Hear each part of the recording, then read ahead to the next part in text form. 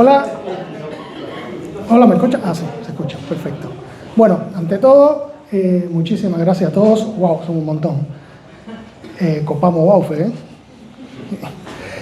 bueno, muchísimas gracias por tomarse su tiempo, por venir hoy, jueves, mañana feriado, así que está buenísimo tenerlos a todos acá y a todas. Bueno, hoy termina la conferencia de Design Ops Latam. De acá, ¿quiénes participaron de la conferencia? Ah, bien, unos cuantos. ¿Y quiénes conocen Design Ops Latam como comunidad? Ah, bastante, bueno, buenísimo, espectacular. ¿Y el chapter de Argentina? ¿Cuántos lo conocen? Bien, bueno, muchas gracias de nuevo por sumarse. Bueno, mi nombre es Javier Madrazo, yo desde enero de este año estoy liderando el chapter de acá de Argentina, Design Ops Latam. Venimos haciendo diferentes actividades, sobre todo presenciales. Este es nuestro cuarto encuentro, tercero acá en Baufest. Baufest como que se ha convertido casi que en nuestra casa del chapter de Argentina. Baufest, mil gracias. Baufest también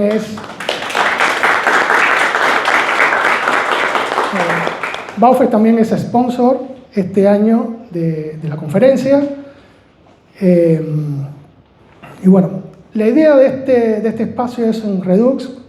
Vamos a tener dos personas invitadas que dieron charlas en la conferencia y la idea es que cuenten un poco sobre lo que hablaron en la conferencia para aquellas personas que no pudieron estar en ella. Y tenemos una invitada especial, Diana, que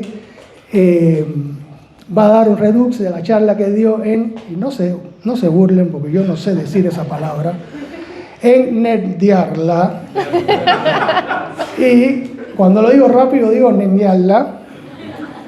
Bueno, ella dio una charla ahí, en ese lugar, y nada, tuvo la gentileza también de aceptar la invitación y nos va a contar un poco de lo que habló ahí. Así que bueno, nada, sin más, le cedo la palabra a Guada, muchas gracias.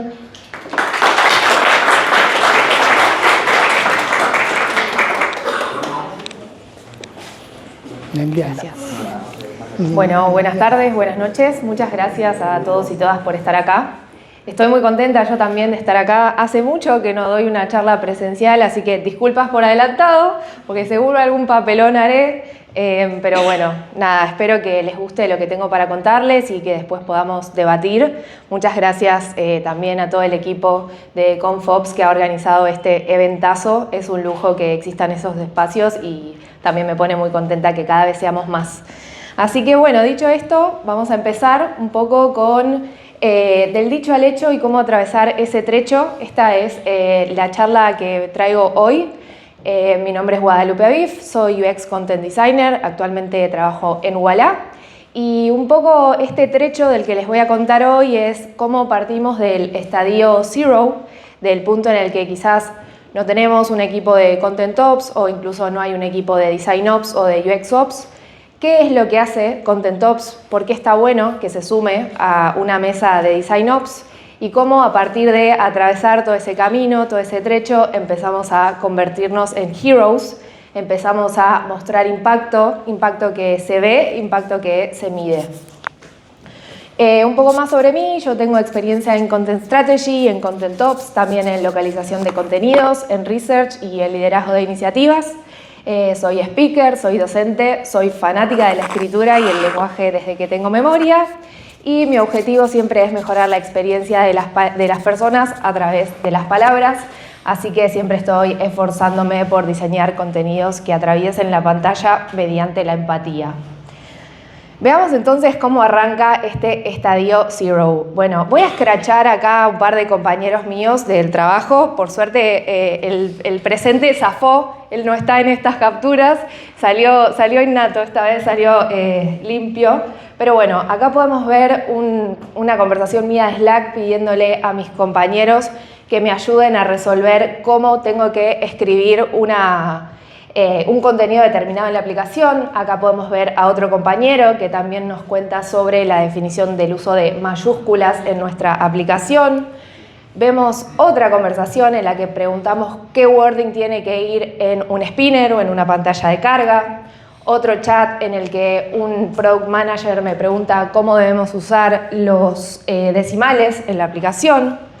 Otro chat en el que otra compañera pregunta cómo abreviamos la palabra dólares, si usamos US o USD. Un chat de una persona del equipo de tecnología que también me pregunta cómo es el tema de los montos y de los porcentajes, si hay que usar 2 decimales, cómo se usa en México, cómo se usa en Argentina, si hay una definición general.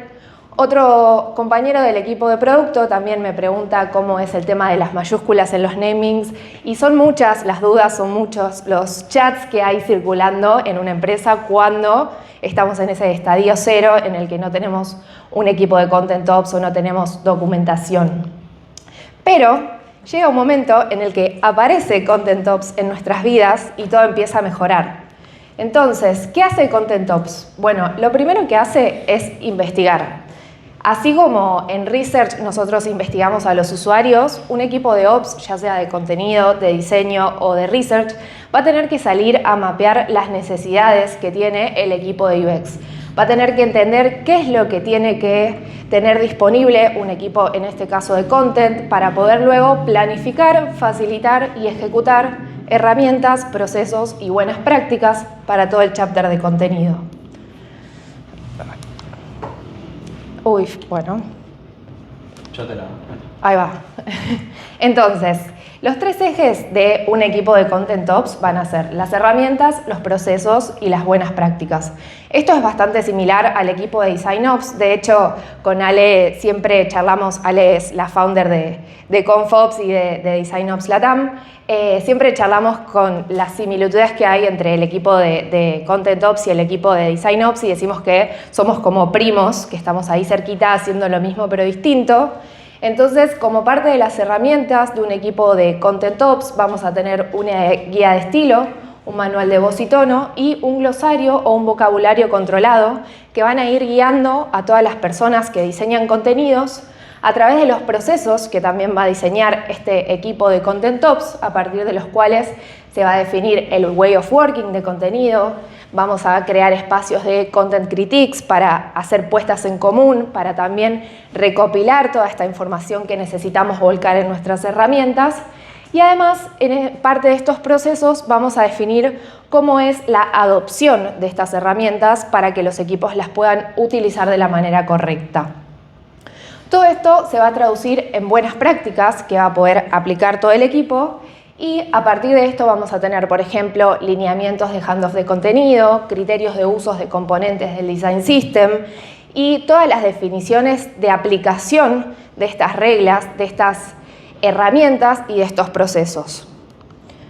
Así es como se ve más o menos el día a día de una persona que trabaja en Content Ops, haciendo como malabares entre estas buenas prácticas, estas herramientas y estos procesos.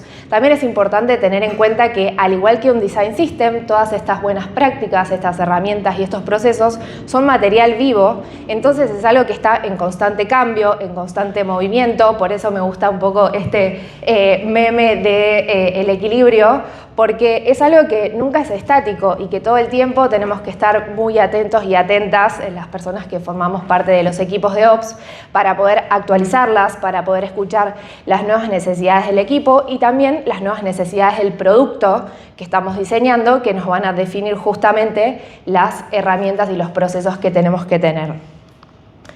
Me gusta mucho Andy Weffel, que es un referente de contenido y que dio una charla en la Config, en la conferencia que organiza Figma este año. Él plantea que así como un Design System está construido a partir de unidades atómicas, en contenido también usamos un sistema atómico para diseñar el copy de un producto. Acá podemos ver un poco mejor esta slide que presentó él en esa charla y que les recomiendo si tienen ganas después de buscarla en YouTube, porque la verdad está muy buena. Él también tiene un libro que se llama Writing is Designing, que tiene muy buena teoría. Y lo que él plantea es que, así como nosotros tenemos un sistema atómico para un Design System que está integrado por Foundations, que son esas cosas core de lo que nos va a permitir crear luego nuestro sistema, y que va a dar lugar a los elementos, que son esos bloquecitos básicos que después nos van a permitir crear nuestros componentes que vamos a reutilizar a lo largo de todo nuestro producto. Esto se traduce de dos formas distintas, pero muy congruentes, en un sistema visual y en un sistema de contenido. Entonces, mientras en un sistema visual vamos a tener el color, la tipografía y el spacing a la hora de pensar en las foundations, en un sistema de contenido esto se va a traducir en nuestra voz, en nuestro tono, en nuestra gramática, en nuestra puntuación, en toda esa información que vamos a documentar en nuestra guía de estilo. Luego, los elementos en un sistema visual van a ser los iconos, los campos, las fuentes, los botones, mientras que en un sistema de contenido esto ya va a ser los términos específicos que definamos a partir de nuestra voz y tono, las acciones, cómo vamos a nombrar a los objetos, a los productos, a las secciones dentro de nuestra aplicación. Y finalmente, los componentes en un sistema visual, como podrían ser los diálogos o los formularios o las tablas o esos elementos más complejos, van a ser en contenido los patrones que nos van a permitir también ser reutilizados a lo largo de toda la aplicación para asegurarnos la consistencia en los microcopies, en los strings. Esto podría ser, por ejemplo, un template de un mensaje de error genérico que ya lo tenemos diseñado en un design system con su contenido para que cualquier persona que tenga que usar un flujo en su producto pueda simplemente tomar de la librería este template de error genérico y nos vamos a asegurar la consistencia a lo largo de todo el producto. Sistematizar criterios y documentarlos en una fuente viva de la verdad es la base para construir un producto de calidad. Por eso es que la guía de estilo, el manual de voz y tono y el vocabulario controlado deberían transformarse en nuestro content system o en nuestra única fuente de la verdad que todas las personas del equipo consulten para que no estén circulando todos esos chats que veíamos al principio y para que las personas vayan directamente a buscar las definiciones y la documentación ahí. Esto va a tener múltiples beneficios para todo el equipo y también para todo el producto. Un equipo que documenta es un equipo feliz. Y acá les traigo a mis compañeros Itza y Kuchu, que estaban escrachados en la conversación del principio y que así como estábamos en Zero en ese momento, acá nos vamos acercando un poco más a ser Heroes. De hecho, hoy en día el equipo ha crecido todavía más, así que ya estamos casi por ser Heroes. Y este fue el día en el que dimos nacimiento a nuestra guía de estilo en un sitio en el que ya se podía consultar por cualquier persona del equipo, incluso por fuera de UX. La documentación mejora la colaboración entre diseñadores, entre developers, entre product managers e incluso entre otras áreas y asegura la consistencia a lo largo de todo el producto. Entonces, ¿qué le va a sumar a tu equipo de content, y a tu equipo en general? Bueno, mientras el equipo de UX va a velar por la experiencia de las personas que usan el producto, Ops va a velar por la experiencia de quienes lo diseñan. Y esto va a tener un doble impacto, porque si las personas que diseñan pueden diseñar mejor, el producto que están diseñando indefectiblemente va a ser mejor también. Tenemos tres ejes de impacto muy fuertes en los equipos de Content Ops. Primero, la eficiencia, luego la consistencia y luego la escalabilidad. La centralización de las tareas de estandarización y documentación, es decir, que estas tareas de documentar y definir todos estos criterios estén en las manos de unas personas en vez de estar en todo el equipo de contenido, va a permitir que el resto de las personas de contenido que no pertenecen al equipo de Content Ops estén mucho más enfocadas en diseñar los contenidos en vez de tener que estar buscando todas estas definiciones cada vez que tienen que sentarse a redactar un copy. De esta manera vamos a elevar la calidad de los contenidos usando las herramientas y los procesos que Ops provee. De esta forma también vamos a asegurar la consistencia porque la documentación nos va a permitir que estas decisiones escalen a lo largo de todo el producto y todos los equipos, asegurando cohesión en arquitecturas de la información, en jerarquías de la información, en términos específicos, en la aplicación de los tonos a lo largo de todo el producto. Y todo esto además nos va a traer mucha velocidad en la escalabilidad y una manera mucho más simple también de escalar. porque si tenemos una base sólida y definida, tanto el producto como el equipo va a poder construir y crecer con un mismo norte y a un muy buen ritmo. No vamos a tener que estar perdiendo tiempo buscando definiciones o resolviendo inconsistencias porque las personas decidieron cosas distintas. Bueno, y así es como nos vamos acercando a este momento de ser heroes, a este momento de ver el impacto. Creo que también una de las cosas que tiene cualquier equipo de Ops es que hay una etapa previa de mucho trabajo en el que al estar en la cocina el impacto no se ve, la ansiedad del resto del equipo va aumentando y todos quieren ver cuándo va a estar, cuándo sale el Design System, cuándo puedo usar los nuevos componentes, cuándo lo veo en producción. Entonces, también es importante tener en cuenta cómo vamos a poder mostrar ese impacto, cómo lo vamos a poder medir y también cómo le vamos a vender a los stakeholders la importancia de estos equipos. Una de las preguntas que surgió mucho en la charla que di el lunes era esta: bueno, ¿cómo convenzo a los stakeholders que tengo que tener un equipo de Content Ops? Y creo que esta es la clave. Tenemos dos formas de entender el impacto. Por un lado, todo lo que va a ser medible, que es cuantitativo, pero por otro lado, muchas veces no hace falta esperar a medir para reconocer la ganancia de la consistencia y de la eficiencia de la escalabilidad. A veces los resultados son inmediatos y muy visibles. Me pasó en Pedido Ya, en mi trabajo anterior, que una de las primeras iniciativas que tuve que hacer en el equipo de Content Ops, que tuve como líder a Yamile Sánchez, que es una gran referente del rubro, a la que también les recomiendo si tienen ganas de profundizar que la busquen porque tiene artículos escritos y siempre responde dudas si la quieren buscar por LinkedIn, así que bueno, un saludo a Yami de paso.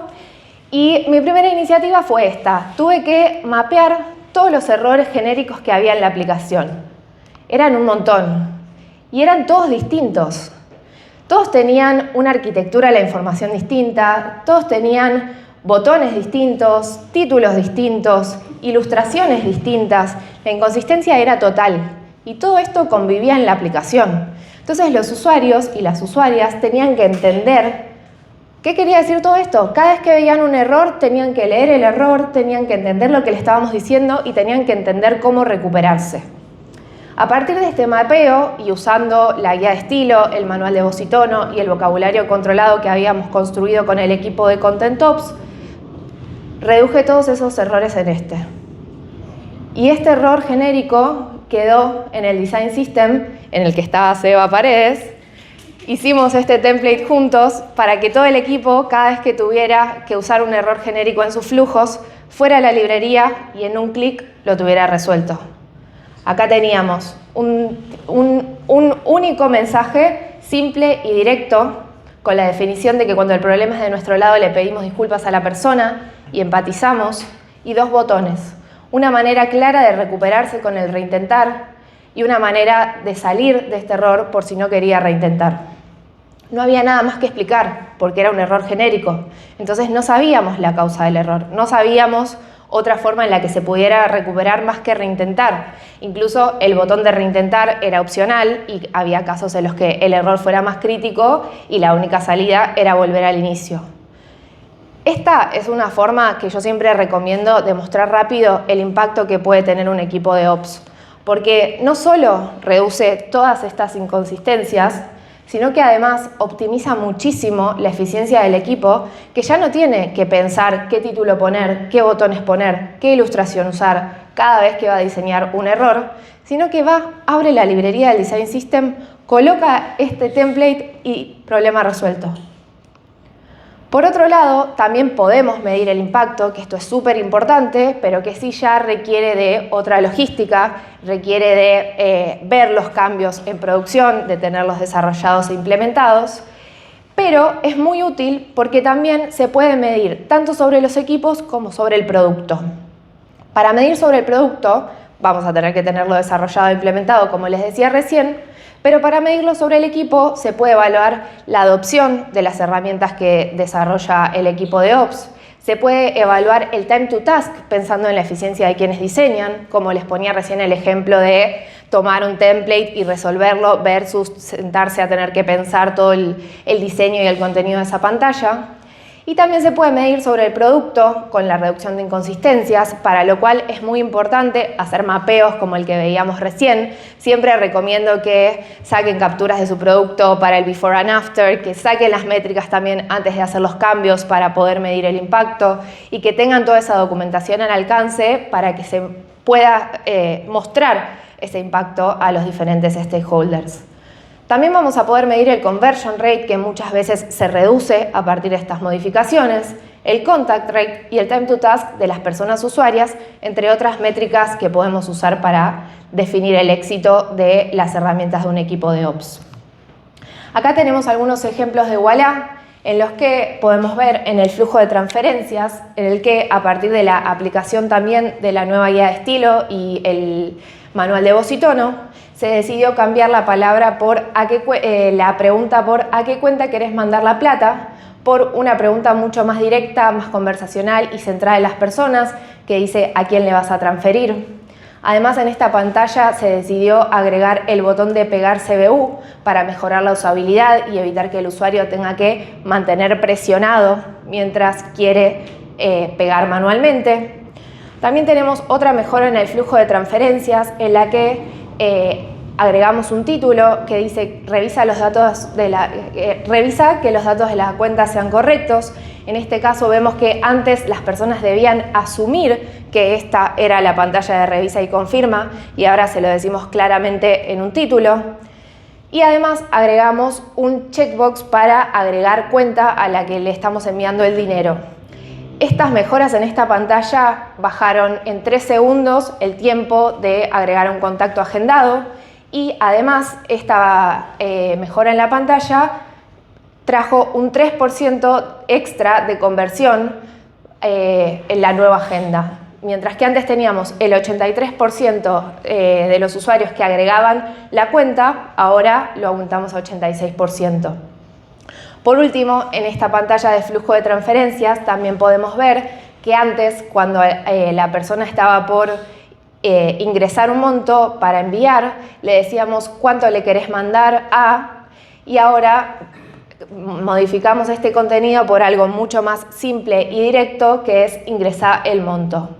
De esta forma también suena mucho más acorde al contexto del envío del dinero, en el que la persona quiere avanzar y resolverlo directamente, y además agregamos un cambio en la tipografía porque por cuestiones de accesibilidad lo agrandamos para que sea más claro y más legible.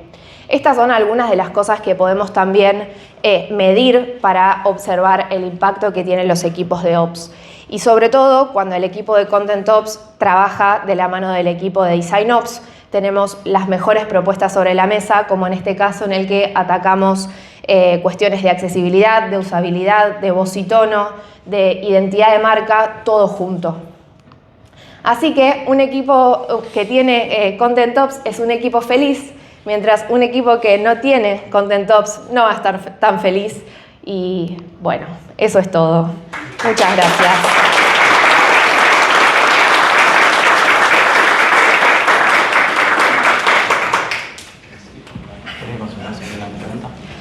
Sí, creo que después hay un espacio de debates, pero no sé si ahora también abrimos para preguntas. Bueno. Yo tengo una pregunta.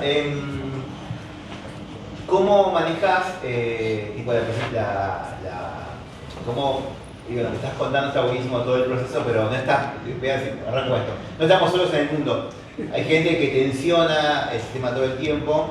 Entonces, ¿cómo te llevas vos con la valoración que tiene tu equipo dentro de la compañía? Porque a veces hay muchos stakeholders que tal vez son más de la parte comercial o algo, que todo el tiempo por su lógica quieren cambiar cosas o hay algo que no les gusta o se aburren del producto y quieren como romper esa inconsistencia que es parte del trabajo, ¿no? Pero preguntarte cómo te llevas con eso y digo, obviamente con un equipo de Content Ops, vos ganás consistencia, pero después tenés que salir a la cancha a pelear esa consistencia y que si nosotros lo interpretan, si te sentís cómo acompañar ese proceso o no.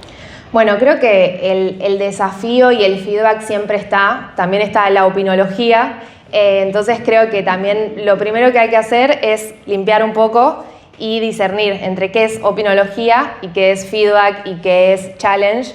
Entonces lo primero que yo pido siempre en esos casos es, bueno, los racionales. Ok, traes esta propuesta, pero ¿por qué? ¿Basada en qué? ¿Qué hipótesis tenés? ¿Qué métrica tenés? ¿Qué problema? ¿Qué dolor de los usuarios? Entonces me parece que esa es una manera de entender también qué hay que escuchar, qué no hay que escuchar y sobre todo devolvés la pelota, porque te piden a vos algo y vos de repente le estás diciendo al otro, bueno, ok, si me vas a desafiar, vení con algo sólido, vení con algo consistente, porque yo debería responder al requisito que me estás trayendo. Entonces creo que esa es una de las cosas que sirven también para esos escenarios, no ser tan reactivo, sino ser más estratégico. Obviamente también hay stakeholders siempre de mayor peso a los que a veces hay que escuchar y no se puede desafiar demasiado, entonces en ese sentido también es como, bueno, ser estratégico o estratégica en el contexto y en de dónde viene esa necesidad. También hay necesidades que son más de negocio, hay necesidades que son más de experiencia, pero para mí la base siempre es esa, o sea, el motivo por el cual vamos a tomar una decisión, vamos a trabajar en determinada iniciativa, vamos a dedicarle tiempo y esfuerzo a esto. Algunas, voy anotando. No. ¿A qué rol pertenece, perdón, a qué equipo pertenece este rol o este equipo, ¿no? Porque veo como que por momentos se puede solapar un poco con marketing, con tecnología, con UX, entonces, ¿a dónde crees que tiene más sentido? En mi experiencia, siempre las personas de Content Ops están dentro del equipo de UX, sobre todo porque el trabajo que hacemos está 100% enfocado en la aplicación o el producto digital, digamos, entonces es parte del producto. No es tanto el resto de los canales de comunicación, pero sí me parece súper importante que estos equipos estén alineados con otros equipos que participan de la comunicación de la empresa, del producto, de la marca. Creo que está bueno definir herramientas omnicanales para que haya una consistencia incluso por fuera del producto en la identidad y en la voz de marca. Entonces, si bien obviamente nunca va a ser la misma voz o el mismo tono el que usamos en el producto versus el que usamos en marketing, porque marketing va a tener un tono mucho más persuasivo y en nuestro producto vamos a usar un tono mucho más informativo, sí está bueno que las personas que leen o escuchan o consumen cualquier contenido, ya sea en un email, ya sea en una campaña de vía pública, en una publicidad de YouTube o dentro de la aplicación, sepan, ok, esto es Voilà, esto es pedido ya. Entonces está bueno trabajar en conjunto.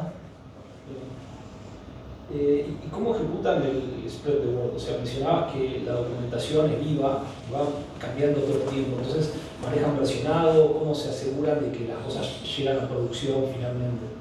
Está buena la pregunta. Eso depende mucho de la madurez del equipo que esté trabajando en estas herramientas y en estos procesos. Generalmente en mi experiencia no se trabaja tanto en versionados, sino que se itera directamente la herramienta. Nosotros en general documentamos, por ejemplo, en un Google Docs o en el Figma o en algo ya más integrado como puede ser Zero Hate o una propia página web, digamos. Entonces se va actualizando ahí directamente y la idea es que siempre esté la última versión ahí. Lo que sí a veces se desfasa es la documentación versus lo que hay en producción, porque obviamente los ritmos son distintos, sobre todo también la velocity de un equipo de UX versus la de un equipo de tecnología, en la que vamos a depender de un release train, de un deploy, de el desarrollo de todo eso. Entonces, bueno, a veces hay que convivir con esas inconsistencias o sobre todo con esos tiempos quizás más incómodos en los que se empieza a ver el impacto de las guidelines en algunas partes del producto, pero en otras no. Y ahí es un debate que tenemos mucho también en los equipos de content, ¿no? Como, ¿qué hacemos? ¿Esperamos a poder deployar todo junto para que no haya inconsistencias en la app, aunque eso vaya a llevar meses y meses? ¿O vamos iterando y conviviendo con la inconsistencia en pos de, aunque sea, ir mejorando algo? En general, en mis equipos vamos más por la segunda opción. Sabemos que no es la mejor, pero creemos que agregar valor es urgente, así que cuanto antes mejor, aunque no sea en todo el producto.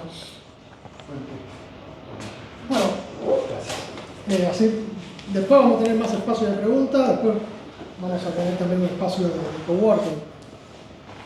Buenísimo. Muchísimas gracias. No, gracias a ustedes.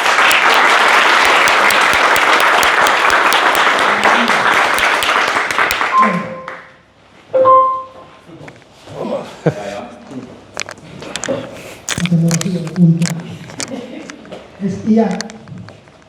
Bueno, ahora tenemos por segunda vez en nuestro chapter de acá de Argentina a Sebastián Botassi, que nos viene a contar un poco de lo que estuvo compartiendo en la conferencia. Súper. ¿Con este? Derecha y izquierda. Vale, vamos. Gracias. Si ves que se pone negro, apretá. Bueno, quedó ahí. Hola, hola. ¿Se escucha bien? Bueno, primero que nada, gracias a todos por venir acá. O sea, es un jueves, mañana no se trabaja, todos trabajaron todo el día, incluyendo los speakers, todos. Así que nada, es zarpado que organizan estos eventos y sobre todo presencial para poder conocernos, juntarnos. Como dice Javi, esta es la segunda vez que estoy acá. Pero bueno, también he estado bastante en las de Design Ops y por lo general esas son todas remotas y solamente veo a Alex. Y así que nada, está bueno ver a gente en vivo. Un poco sobre mí, para quienes no me conozcan, mi nombre es Sebastián, muchos me conocen como el Bota. Como de formación, en algún momento supe hacer diseño multimedial, luego hice un MBA y actualmente estoy estudiando gastronomía, así que nada, un poco de todo. Actualmente me desempeño como Design Ops Manager en BBVA acá en Argentina, facilitando y siendo como un nexo para contenido, research y diseño, que ahí le llaman UI. Como aclaración, es interesante, ya que estamos en un evento de Ops, acá en este rol llaman Design Ops, pero no hacen el Design System, es otra cosa. Así que es interesante como otro nuevo naming, como Scope. Pero esta charla que hoy vengo a dar, o la que también di en la COP, no está enfocado en BBVA, sino en una experiencia anterior que tuve durante 9 años en Despegar, donde acá hay muchos que pasaron. Y dentro de esa experiencia he venido trabajando mucho con Alex en las Design Ops, sobre mucho lo de Research Ops. Mi fuerte era Research Ops cuando estaba en Despegar, trabajé mucho de eso. Y a lo largo de las diferentes conferencias que veníamos teniendo con Alex, trabajamos diferentes temas. Por ejemplo, en la del 2023, que fue la primera conferencia que hicieron, y era la primera vez que a mí me invitaban como Research Ops, básicamente fue una charla muy enfocada en toda la estrategia que habíamos utilizado en Despegar para fundar Research Ops, empezar a trabajar simplemente qué era Research Ops, qué es esto, cómo lo enfocamos, por qué nació, iniciativas y demás. En la segunda oportunidad que tuve el año pasado, en el 2024, en la misma CompOff, profundicé sobre un track herramientas, mostrando todas las herramientas que se fueron desarrollando colaborativamente con el equipo en pos de ganar eficiencia, escalabilidad y todo lo que Wada venía comentando. Y en la charla de hoy está enfocada en otros tracks que son básicamente las personas. Detrás de todo proceso, detrás de toda métrica, detrás de toda compañía, empresa y demás, además de personas jurídicas, también hay personas físicas que somos todas. Entonces, esta charla está enfocada en las personas, en el track personas, de cómo fuimos desarrollando todo el talento para que diseñadores, contenidistas y researchers puedan hacer investigaciones de manera más autónomas y ágiles en una compañía globalizada que iba creciendo. Está en todo LATAM, Despegar como contexto, también había empezado a adquirir nuevas marcas, Best Day, Viaje Falabella, y ahora lo adquirió Prosus, una compañía mucho más grande. Pero bueno, en todo ese crecimiento había que acompañar a las personas para todo este trayecto que les vengo a comentar. Como un poco de spoiler, esta PPT está resumida, tiene unos slides menos que la que presenté originalmente para poder llegar. Pero bueno, después eventualmente podemos compartir la PPT original, están las charlas, todo, así que esto es un resumen. En Despe, cuando empezamos un poco con lo de Research Ops, cosas que ya he ido comentando en otras, algo que empezaba a pasar era que investigar ya no era una tarea exclusivamente de alguien contratado bajo el rol de research, junior, senior, semi-senior, sino que directamente todo el mundo se hace preguntas y todo el mundo de alguna manera tiene la curiosidad de querer investigar. Producto quiere investigar con sus métricas, IT investiga viendo qué lenguaje de programación es mejor que el otro, researchers investigan sobre los usuarios, si es que son user research o pueden ser research y capaz que investigan estrategias o marketing research. Todos a la larga quieren investigar y poder hacer eso bien fácil y ágil. Y no necesariamente tener que venir con un título para poder desarrollarte. Entonces, ante todo esto, desde ResearchOps, y específicamente hoy vos preguntabas en qué contexto se mueven los equipos de Content Ops, bueno, los de ResearchOps también en estructuras de UX se mueven, están a la par, van con un roadmap distinto y a otros ritmos distintos de los productos. Los productos, por lo general, para mí, hay muchos jefes de productos que no coinciden, pero para mí los productos está bien que se enfoquen en lo urgente y en lo que está quemando, pero es sano también tener equipos que se enfoquen en el largo plazo y en la estrategia, y no todas las compañías pueden darse ese placer dado en los tiempos que corren, donde todos, por poco el CEO barre el piso del lugar. Y en este lugar se podía dar la posibilidad, así que teníamos un roadmap aparte donde íbamos a otros tiempos y a otras dinámicas para poder complementar el trabajo de 70, 80 diseñadores, contenidistas y researchers. Entonces en esto, algo que empezó a pasar allá a lo lejos, a un par de años, es que no había nada, básicamente. O sea, si bien Despegar es una compañía grande, mucha gente, todo, pero los productos y el trabajo siempre está. Pero después esta cosa del orden, bueno, ¿qué hago? Me contrataron como diseñador, ya llevo un par de años, ahora me dijeron que estoy cerca del product design y ahora me decís que tengo que investigar, pero soy researcher, que empezaron a aparecer muchas preguntas, como todos ustedes que son profesionales y seguramente se preguntan en su trabajo diciendo, che, a mí me contrataste como esto y ahora de poco soy un caballito y hago de todo. Cosa que nos pasa y está pasando cada vez más, este rol más híbrido. Y esto hace 5 años pasaba lo mismo, se preguntaban la misma cosa, ¿qué soy, dónde estoy, qué hago, a qué vine al mundo y diferentes cosas. ¿Para qué vinieron al mundo? No lo pudimos resolver, pero algunas otras sí. Dicho esto, había muchas preguntas y nosotros, algo que nos pasó muy interesante, fue que cuando nos acercamos al equipo, pensamos que el equipo iba a necesitar, no sé, quiero una capacitación sobre cómo enviar encuestas. Nosotros fuimos en ese mood y nos dimos cuenta que no, que estaban en otra, no sabían ni qué hacían ahí. Así que empezamos a trabajar arduamente en poder dar visibilidad sobre lo que hacían, más allá de un posteo en LinkedIn de Talent diciendo queremos diseñador UX UI que haga todo esto junior con 20 años de experiencia. Dicho eso, empezamos a trabajar en lo que fue nuestra, por así decirlo, piedra fundacional, las estructuras de un equipo. Cuando digo las estructuras de un equipo, digo el ADN del talento que tenemos, colaboradores, recursos, pónganle la palabra que quieran, para mí son personas, compañeros y amigos. Pero bueno, es importante que toda persona, y si lo quieren poner en un plano más empleador, sepa realmente qué es lo que tiene que hacer. Un empleado tiene que saber lo que tiene que hacer para qué lo contratan, porque si no ahí aparecen los grises. Y más que nada cuando somos todos acá grandes, vamos creciendo en seniority, ya no estamos para ese junior que tipo, vení un poco. Entonces, acá lo que hicimos fue empezar a trabajar en todos estos job description para todas las especialidades de diseño, research y content, y para cada uno de sus niveles.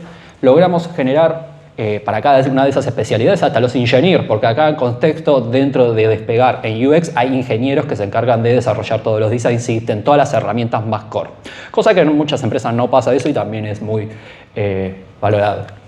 Entonces, a partir de esas especialidades empezamos a armar los foundations, empezamos a pensar estratégicamente, y acá cuando decimos estratégicamente, no desde una mesa de ops específicamente, sino con heads de equipo, senior managers. Si queremos que las cosas se muevan en la compañía, no tenemos que trabajar en soledad y sobre todo con compañeros y para arriba. Entonces empezamos a alinear, a creer y convencernos de que los perfiles tenían que ser cross, saber un poco de todos estos perfiles T. Vos tenés tu foundation, sos de diseño, te vamos a pedir todo ese skill de diseño, lo que te guste y demás, pero te vamos a pedir algunos buckets complementarios que hacen a tu carrera profesional.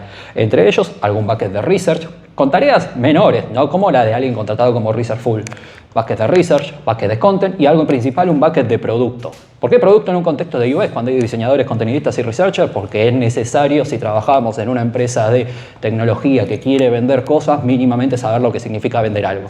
Entonces tenemos un track de producto. Y todo eso cortado por junior, semi-senior, senior, cuánto tienen que saber, cuánto no. Todas esas piedras que fuimos armando y todos esos job descriptions, en ese momento nos permitieron identificar dónde estaban como las debilidades del equipo, donde teníamos que potenciarlos, y nos dimos cuenta que había mucho por trabajar en la parte de lo que es el lenguaje del negocio.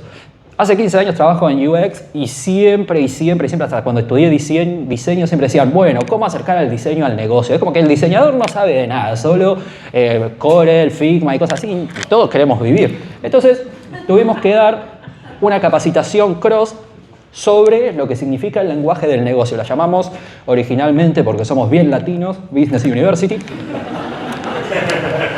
Y bueno, siempre me preguntan, che, ¿por qué los roles que vos trabajás están todos en inglés? Si trabajás acá nomás. Y bueno, LinkedIn.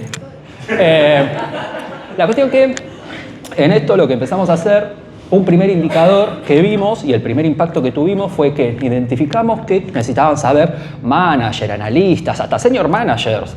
Gente que capaz que uno decía, che, pero ¿cómo sucedió? Bueno, a veces se splitean, a veces algunos toman ascensor y bueno, quedan ahí. Entonces armamos una capacitación para más de 300 personas, incluido todo el universo de ingenieros de IT, incluido todo el universo de UX y de capas alto. Acá un analista junior podía ir si quería, pero era para senior para arriba. Armamos una cosa muy piola, que fue la primera vez, por lo menos acá en Despe, que se hizo.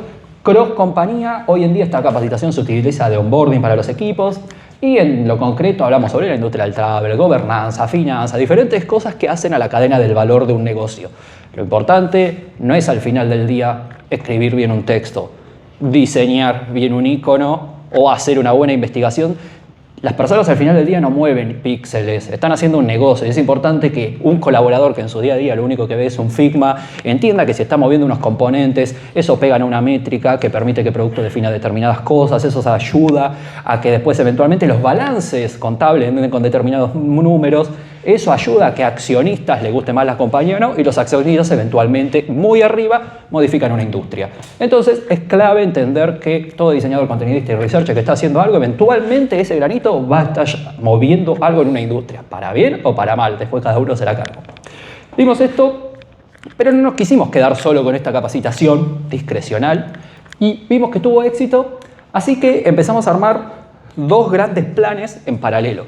Por un lado, un plan enfocado en lo interno, un plan de desarrollo de talento interno propio de UX, cuando digo, donde lo que empezamos a armar, creo que desde el 2023, algo que le dimos por nombre como UX Learning Culture, una cultura de aprendizaje continua todo el tiempo. Dentro de este tracks, ¿qué empezaba a pasar? Teníamos espacios de critiques, espacios de problem space donde diseñadores, contenidistas hablaban de research, solution space, diseñadores, contenidistas hablando sobre UI, charlas con invitados externos, charlas con invitados internos, un montonazo de ceremonias y rutinas. En este caso está enfocado en research específicamente, pero teníamos para hablar de procesos, de qué hacen los demás con IA, diferentes encuentros, eventos donde la gente, si quería se sumaba, si no quería no se sumaba, pero estaban todo el día en contacto. Y lo bueno, acá algunos comentarios, nosotros de todas estas sesiones íbamos grabando videos, generábamos landing, generábamos diferentes set de cosas alrededor para que no sean cosas discrecionales.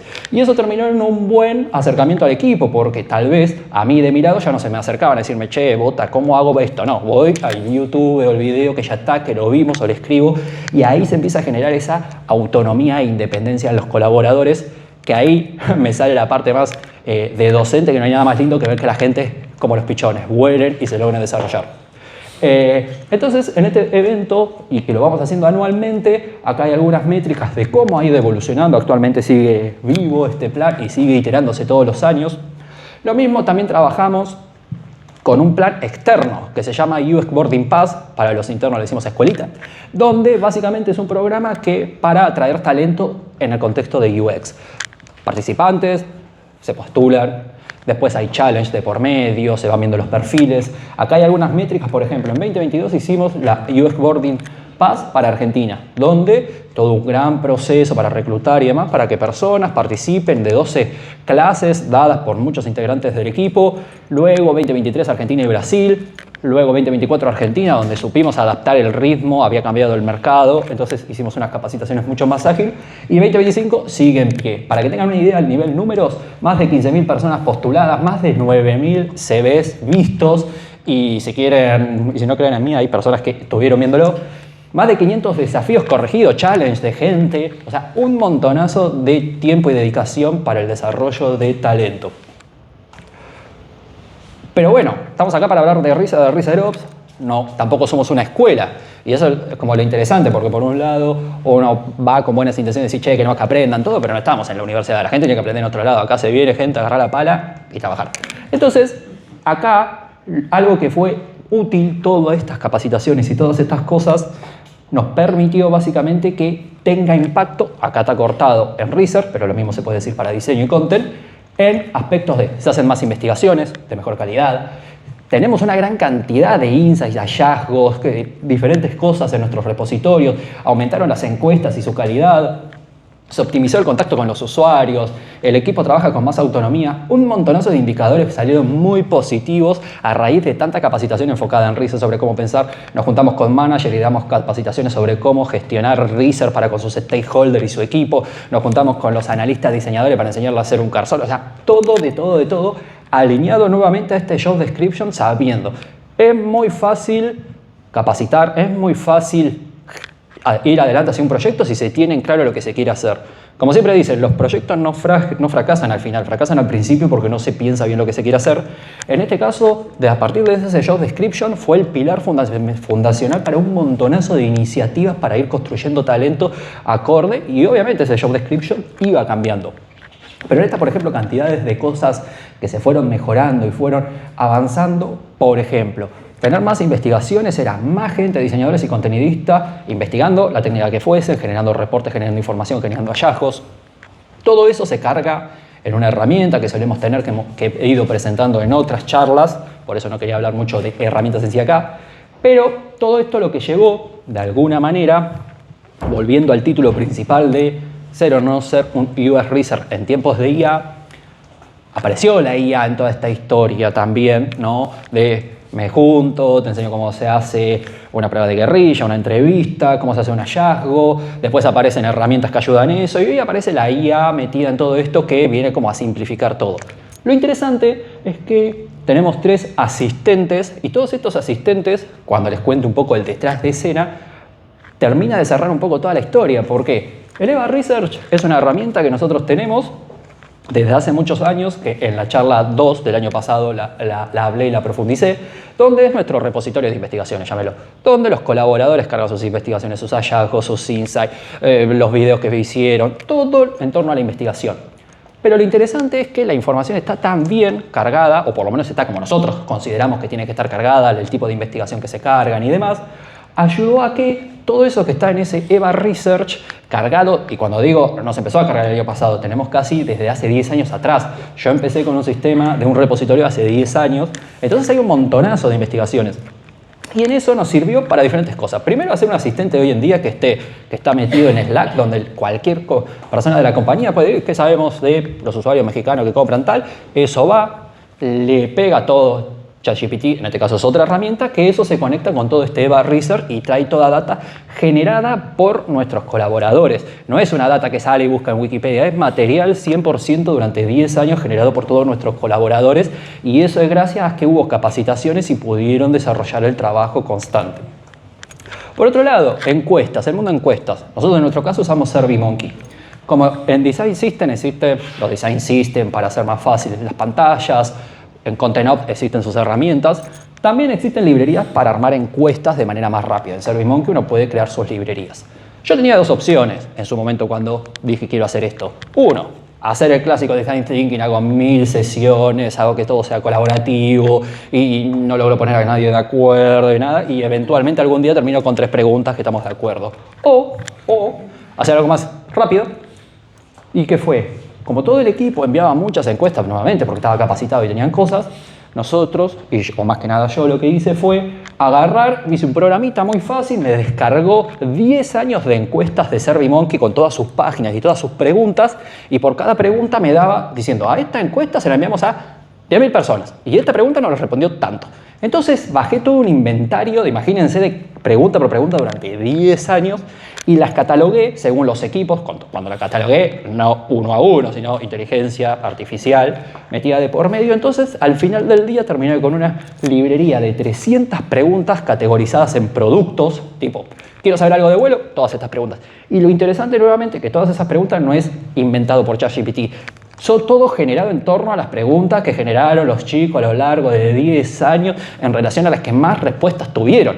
Entonces, terminamos con, en este caso, un PDF con 300 preguntas. Todavía no estaba el ChatGPT. Cuando apareció el ChatGPT fue fácil. Te meto todos estos documentos e hicimos un asistente donde hoy el equipo puede ir y decir, quiero hacer una encuesta con este objetivo. Te ayuda a armar el objetivo. En relación a eso, te arma la encuesta, literalmente con todas las preguntas, y si es un checkbox, todo. Te arma todo alimentándose de esa librería y si no encuentra preguntas específicas, te sugiere algunas modificaciones en torno a esas. Y también se mezcla con todos comportamientos de buena performance de encuestas. Por ejemplo, sabemos que tienen que tener tantas páginas, tantas preguntas, entonces arma todo eso fácilmente. Y por último, la de los insights. Como hemos trabajado tanto en facilitar el trabajo del equipo, también obviamente si tenemos muchas investigaciones, por ende tenemos muchos insights, sabemos lo que son los insights, sabemos cómo se construye un insight por lo menos para despegar y diferentes cosas, entonces terminamos haciendo un asistente que acá lo que hace es como muy simple. Algún colaborador, no importa quién, sale e investiga algo y tal vez tiene algunos hallazgos y él piensa que son insights y capaz que tiene el 80% de los usuarios le gustan los vuelos. Y capaz que dice, che, estos son insights, salgamos a venderse a la comercial. Y tipo, no. Y entonces lo pasa por acá y dice, che, esto es un insight. Y le dice, no, porque esto es un dato. Le faltaría esto y esto. Y te empieza a hacer preguntas para ver si sabes, para ayudarte a construir lo que nosotros consideramos un insight. Cuando llegas a ese insight que decís, che, esto me gusta. Cuando digo llegás, son 2 chats, tiqui, tiqui. Llegás a ese insight, también le podés decir, bueno, sugerime qué accionables concretos puedo hacer yo para tratar este tema. Entonces te sugiere accionable. Si el insight está enfocado en algo vinculado a pago, te sugiere, bueno, hace esto. Y a su vez también te da, por cada una de las iniciativas que te sugiere, qué métricas deberías estar siguiendo a nivel producto para ver si esa iniciativa funciona bien o funciona mal.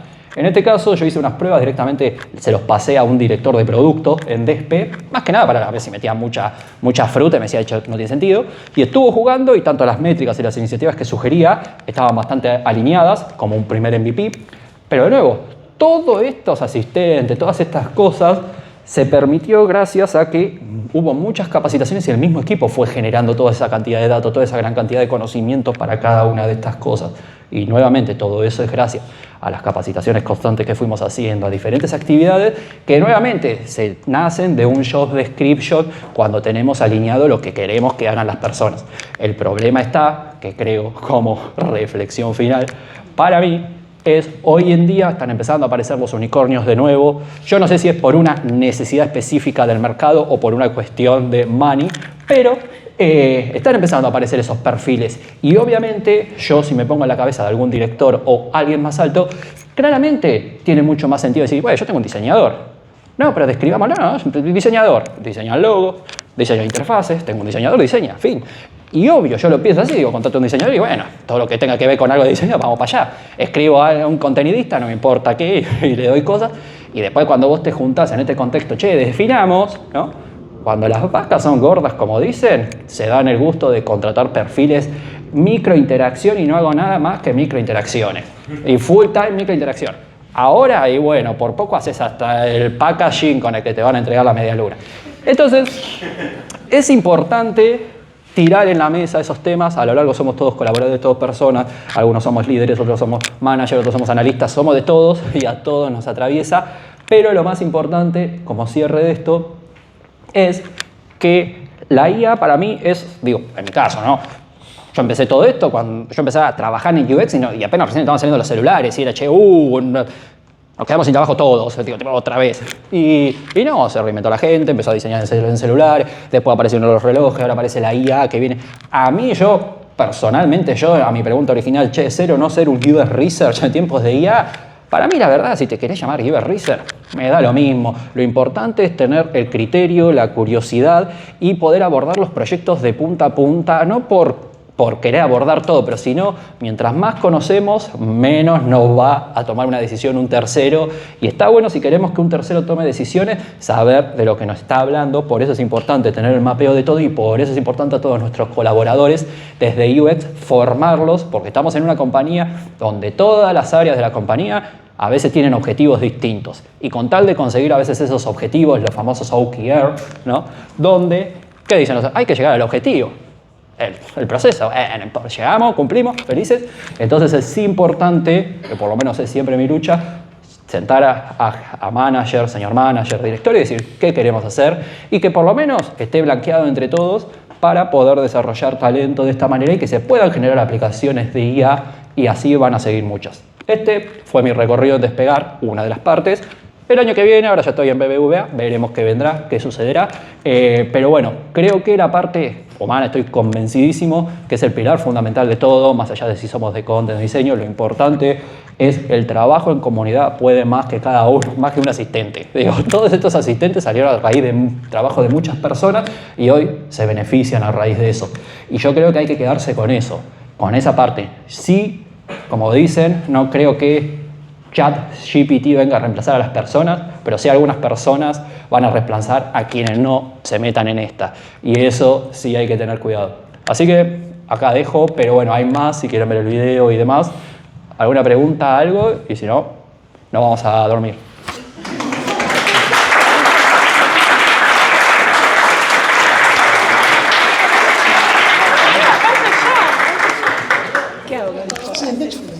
Pregunta, si no ya me acuesto ahí. Me acobacho allá. Ah. No sé cómo. Ah, sí. ¿Me ayudas? Cuando mencionaste lo del direct learning, Sí.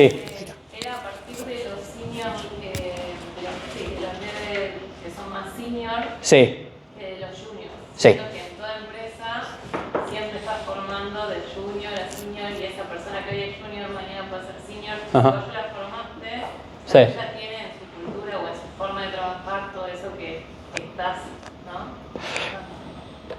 A ver, te lo podría responder. ¿Fue una decisión de negocio o tal vez fue una bajada de empresa? No. Yo creo que es una cuestión más simplemente de decisión. Te lo pongo así. No sé, uno arranca la universidad, no te llevo a la escuela. Arranca el primero de la universidad y voy a decir, che, bueno, pero ¿por qué en primero le enseñé algo, después en segundo, después en tercero, después en quinto te enterás y eventualmente va a llegar el quinto, démosle todo el primero y ya está? Es una cuestión metodológica de cómo querés que las personas vayan aprendiendo. No es lo mismo un junior que no trabajó. Cuando yo digo junior, trainee, son personas que nunca trabajaron en ninguna compañía, recién salieron de la facultad con suerte. Esa persona, vos no le podés dar una capacitación, decir, che, bueno, mira, pían el número, porque está como salió de su sueño diciendo, voy a diseñar pantalla, voy a cambiar el mundo, y hay que acompañar a eso. A todos nos pasa seguramente. Después, a medida que vos vas subiendo, el público se pone un poco distinto, y ya, digo, yo hablo de Razer acá, pero en mi trabajo no hablo de Razer, no hablo de diseño, no hablo de contenido, hablo solamente de gente, números y otras cosas. Entonces, para mí o para el equipo en ese contexto, también hay que cuidar a las personas. Yo a veces intento pensar, mi yo anterior, que te metían en reunión, no entendías nada, y tenés que estar preparado. Hay todo un camino, y por eso digo lo de los job description. Nosotros decimos, che, bueno, un junior, trainee que recién arranca, en todo esto estamos todos de acuerdo que solamente de producto lo único que tiene que saber es cómo se llama la gente que trabaja con ellos, nada más. ¿Y estamos de acuerdo? Listo. ¿Para qué lo vamos a capacitar en que sepa sobre un balance P&L para perderse con un director si no le va a pasar eso? Entonces, pero sí es importante tampoco invitar al director para enseñarle la estructura de la empresa, porque ya la conoce. Entonces, está bueno segmentar. Y esto es como lo lleva a la comunicación. Uno no da un mensaje para todo por igual. Uno comunica y enseña y informa y demás. Después, obviamente, esa persona que recibió y no estuvo acá, eventualmente cuando llegue ahí, lo va a recibir. Pero creemos que hay que cuidar a las personas y un modo de cuidarlos es a veces, no quiero decir así, pero es ocultar información, ocultar cosas o decir, che, esto no es por ahora. Del otro lado, capaz que se queda esa sensación diciendo, no me integran. Pero hay que aprender culturalmente que muchas veces los superiores, muchas veces no dicen las cosas porque te están cuidando. Y en este caso, a veces es, che, no te invito porque te quiero cuidar. ¿Para qué te voy a invitar a un lugar donde se va a poner re tenso esto? Después no la vas a pasar bien. Es momento, cada cosa a su tiempo, de alguna manera. Y es por eso que lo decidimos esto. Después, obviamente, si se reevalúa ese job description y los juniors decimos, che, mirá, tiene que hablar con director y tiene que hacer esto, tiene que hacer otro, y bueno, probablemente, el junior próximo, tomás, te damos con todo. Pero son decisiones que tienen que estar fundadas y acordes entre la cultura de la compañía, cómo somos y demás. Básicamente es eso, es como un contexto, pero no es que fue una bajada, sino creemos que metodológicamente es lo más correcto para acompañar a las personas. Solo es eso. Después tal vez puede ver la capacitación tipo off, tipo en un video. Pero no le vamos a hacer quitar tiempo de estar en determinadas mesas cuando tal vez todavía no tiene ganas, no está preparado, no siente la necesidad, capaz que le enseñamos algo que lo va a aplicar recién 5 años después, o sea, entonces va más por ahí. ¿Alguna otra cosa? Una pregunta más. Una. ¿De quién dependía esta área cuando la crearon? O sea, porque hay muchas cosas que tienen que ver con formación y desarrollo de las personas. Ajá. Sí, bueno. No, en sí esto, como decía al principio, Razer Ops, o sea, el equipo, está dentro de un área de UX. No somos talent, no somos cultura, no somos nada. De hecho, en Pegar hay capacitaciones de talent, todo. En este caso fue, no voy a decir algo o sea, nació específicamente de UX para nuestro grupo y demás. involucráramos a talents, pero también lo que pasa muchas veces con talent y demás, que por lo menos en ese contexto se hacen capacitaciones generales. Bueno, ¿qué es lo que tienen que saber todo? Y bueno, todos tienen que saber sobre cómo dar feedback, cómo dar un buen feedback. Bueno, viene talent, te da una capacitación de cómo dar un buen feedback, que para todos por igual. Ahora sí, a un equipo le tienes que capacitar sobre A, a otro sobre B, a otro sobre C, y bueno, money y otra vez. Entonces, como que todo termina en esa ecuación siempre. Por eso, como cuando la billetera está grande, y bueno, vamos, hay que ir adaptándose, hay que ser como el doble, flota, hay que flotar. Estamos en una flotación. No sé si estamos en la de 1000 o en la de 1500, pero va flotando y hay que adaptarse a eso. ¿Alguien más? Si no, a nuestra estrella.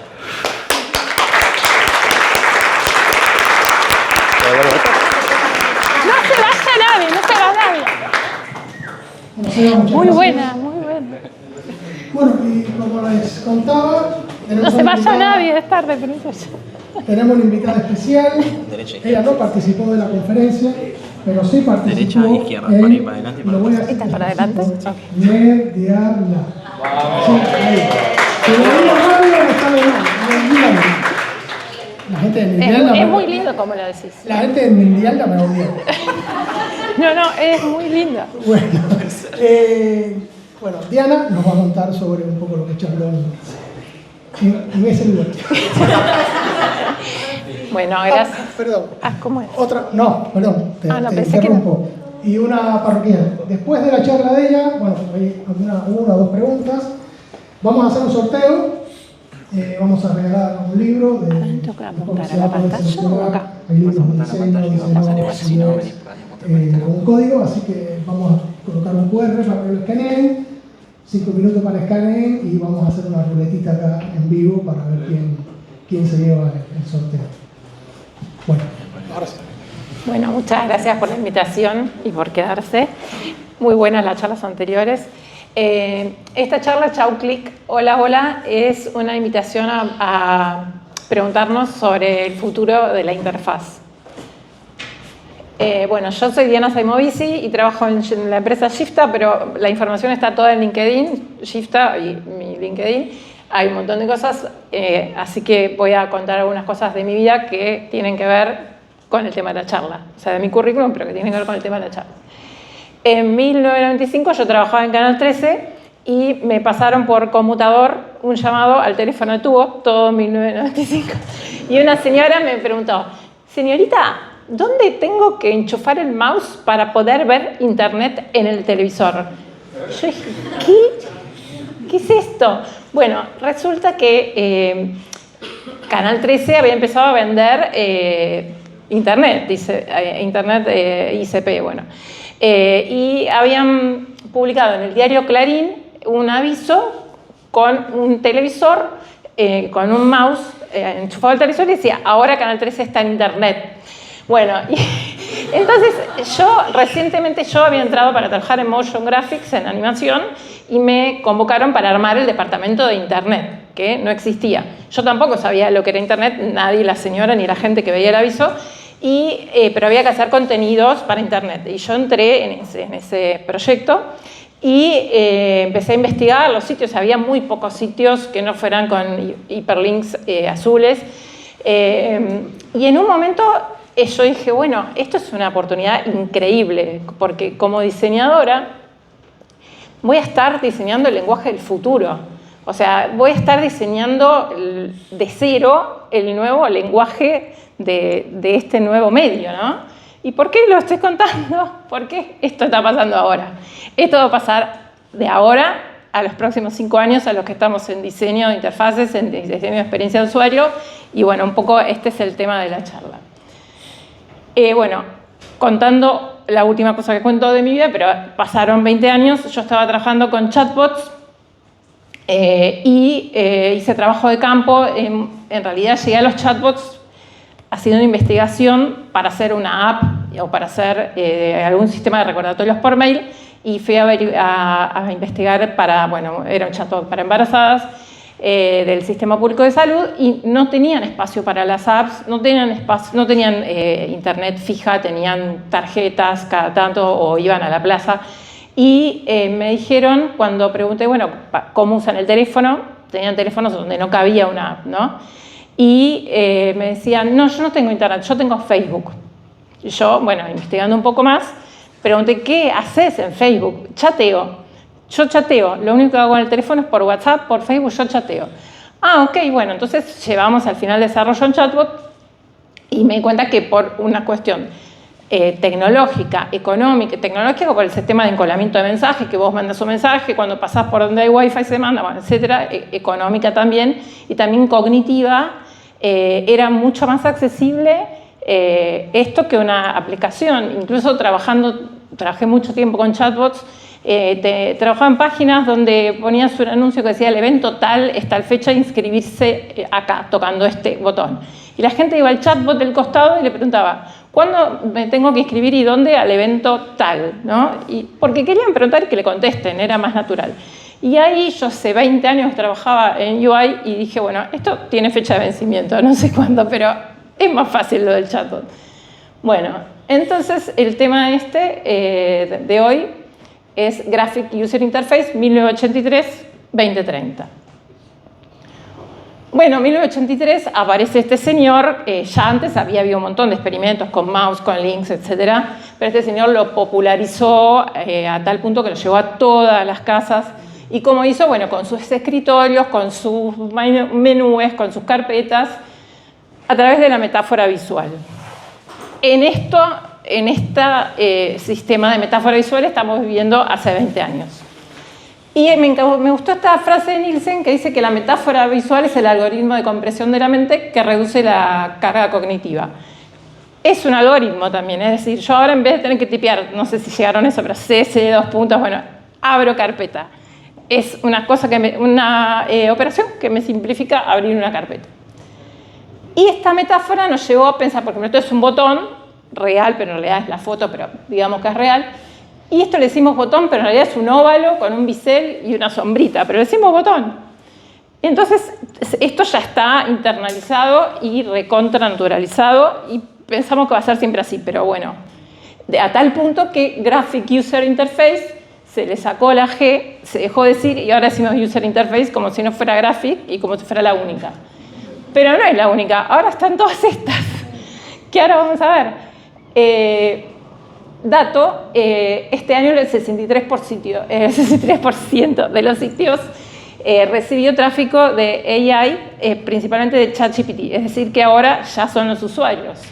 ¿Por qué? Porque bueno, yo ya no tipeo la dirección, el URL del sitio. Yo entro a ChatGPT y le digo, ¿cuál es el mejor supermercado para hacer compra online?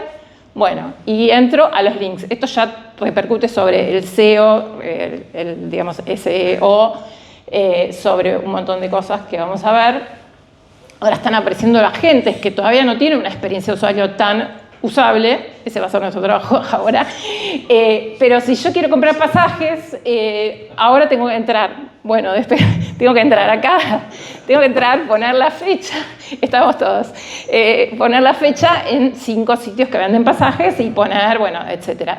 Ahora puedo configurar un agente y decirle que entre, o sea, configurar para que haga esa operación en 10 sitios y me avise cuál es la mejor oportunidad, después me pregunte el número de la tarjeta cuando lo va a comprar, etc.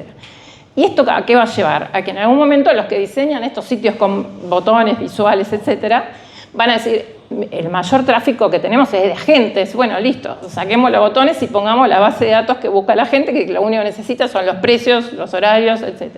Entonces, bueno, otro dato. Bueno, hay otras interfaces que se vienen usando que son más cómodas, por ejemplo, los médicos para la historia clínica, un montón de cosas que ya se están usando. Incluso también el IoT es una interacción que dispara eventos y acciones. Por ejemplo, ahora hay un montón de aseguradoras que te dan un dispositivo para el auto que dice cuando frenás fuerte, si vas a velocidad alta, si vas prudentemente. Y eso ya no es declarativo, eso ya te da un scoring directo de los datos. Y yo tengo la esperanza de que esto, si tenés un impacto, mande a alguien a ayudarte. Eso sería lo ideal, ¿no? O sea, para eso también sirve. Bueno, y ahora esta es una de las últimas novedades. Ay, perdón. que me pasó Luis, que está ahí, mi compañero de trabajo, el alter ego, que es una interfaz que vos te pones, ni siquiera es un chip intracerebral, sino que te pones este casco y por los huesos transmite el pensamiento y vos interactúas por el pensamiento con un dispositivo o con otra persona. Puedes hablar sin hablar, pensando.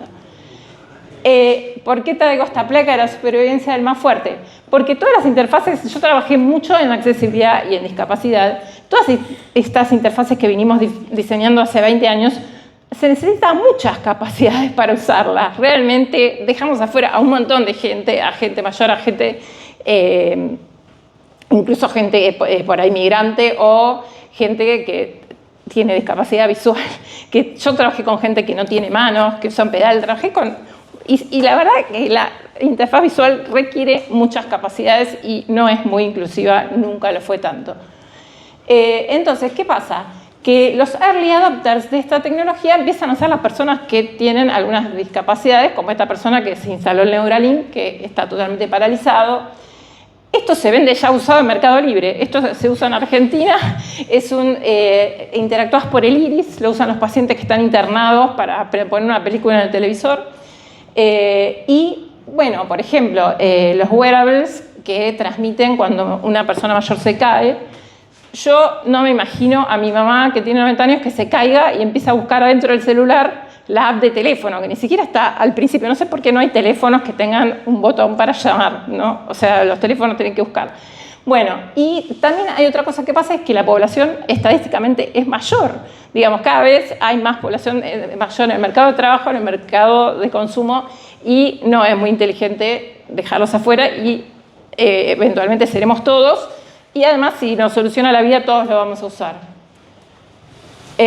Bueno, entonces, me puse a pensar en esta frase cuando escribía esta charla porque era una frase de un libro de cuando yo estudiaba, y a pensar cómo la billetera, el teléfono, el reloj, la biblioteca, todo se desvaneció dentro de una computadora o un teléfono con una interfaz visual de 20 años hasta acá, ¿no? Hay un video que lo muestra, muy interesante. Y ahora estas interfaces que desvanecieron todo eso están siendo desvanecidas por los chatbots, por el AI, por el lenguaje de voz natural o cerebral.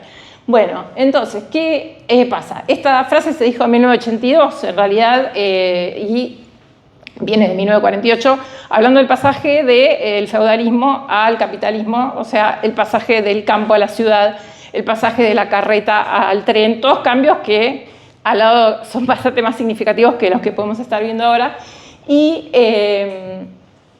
lo que decía Marshall Berman es que este desvanecimiento traía cosas nuevas también, ¿no?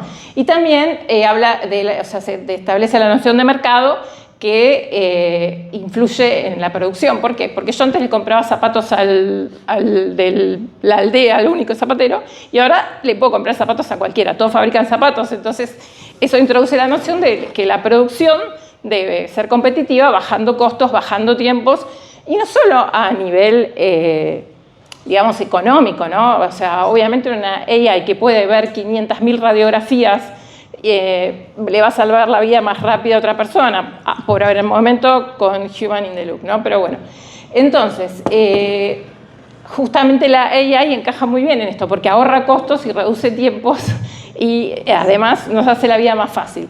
Pero esto pasa cuando todos fabrican lo mismo. ¿Por qué? Porque al principio hay que fabricar, todos tienen que tener agente, todos tienen que tener el AI, ponerle AI a todo, pero el diseño, y digo para no irnos deprimidos el fin de semana largo, el diseño se instala donde se detiene la tecnología, ¿no?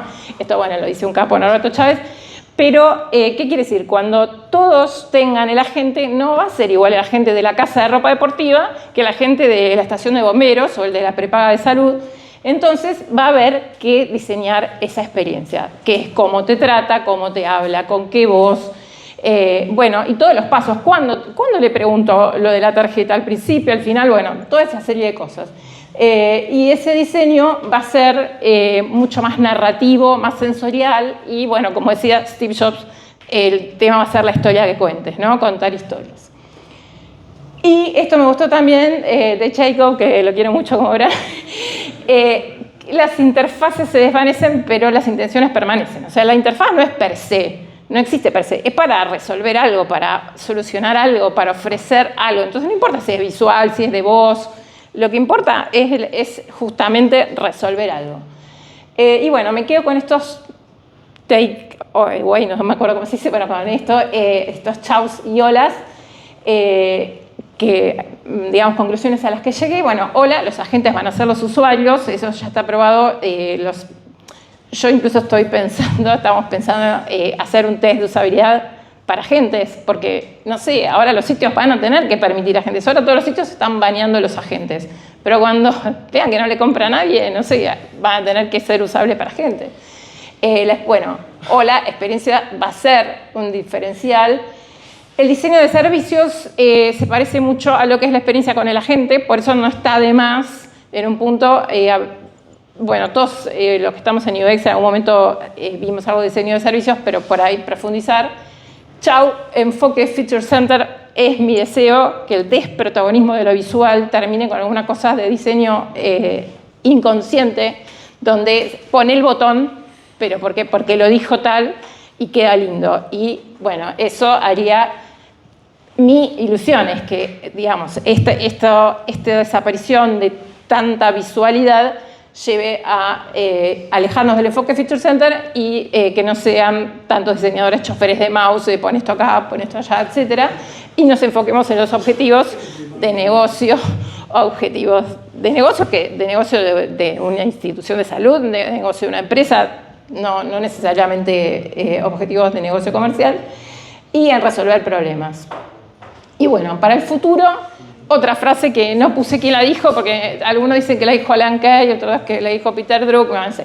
Pero la mejor manera de predecir el futuro es inventarlo. Y acá vuelvo a mí en 1995, no hay nada hecho o hay muy poco, no hay todo hecho. Podemos empezar a inventar cómo queremos hacer las cosas, qué metodología vamos a usar, cómo vamos a hacer algo mejor de lo que hay con lo nuevo que se viene y pensar cosas. Por ejemplo, yo me imagino usando el alter ego, ese que transmite el pensamiento y hablando con una amiga, y de repente si estoy hablando con el pensamiento y digo, pero esto es una huevada, y por ahí no le quería decir eso. ¿Cómo voy a hacer? ¿Va a haber un botón para parar los pensamientos? ¿Cómo hacemos? No sé, ya es una experiencia que es urgente diseñar, ¿no? Y bueno, nada, acá preguntas, pero no sé. Esto es todo por ahora.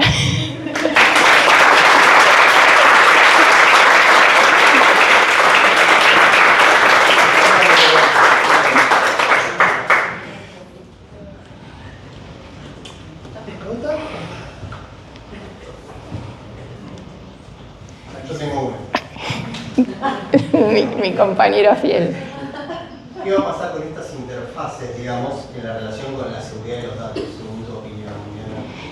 Bueno, nada, es importante y va a ser más importante para mí que en la interacción teledirigida con botones. ¿Por qué? Porque yo trabajé mucho con chatbots, que no eran de inteligencia artificial, pero eran chatbots, y las personas cuando escriben en texto natural, en lenguaje natural, en texto libre, escriben cualquier cosa.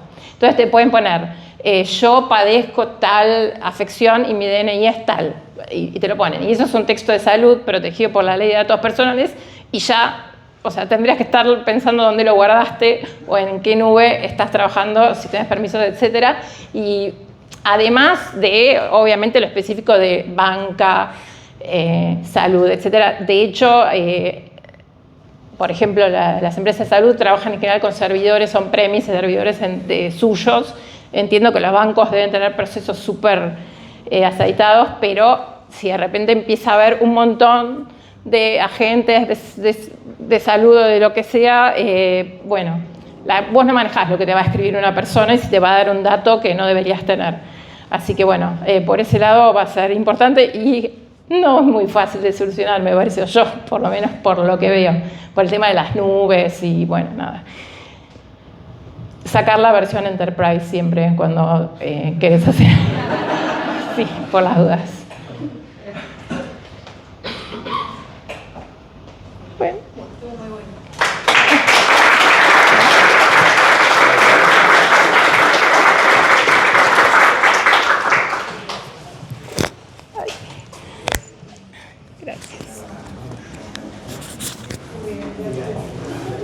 Bueno, como les comentaba, tenemos cortesía de Rosenfeld un sorteo de un libro sobre diseño. Van a haber varios. La idea es que escaneen el QR y simplemente es un formulario para que coloquen su nombre. Y en unos minutitos vamos a estar abriendo una ruletita para ver quién se lleva. Así que si no llegan, pasamos con el siguiente. Que si no llegan, pasamos con el siguiente. Si no llegan a escanear, lo tenemos acá también que podemos acercárselos.